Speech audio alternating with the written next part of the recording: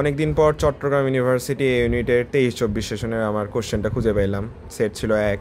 আমার পরীক্ষা পড়ছিল সম্ভবত ঢাকা ভার্সিটি লেদার ইঞ্জিনিয়ারিংয়ে। আচ্ছা, ঢাকাতে দিয়েছিলাম, ঢাকা ভার্সিটির পরীক্ষার পরে এটা ছিল। যাই হোক, তো এই হচ্ছে বাংলা কোশ্চেন। সেখানে 3 মার্ক, 3টা মার্ক তুলতে পারলে হচ্ছে পাস হয়। ইংরেজি 4টা কারেক্ট করলেই পাস।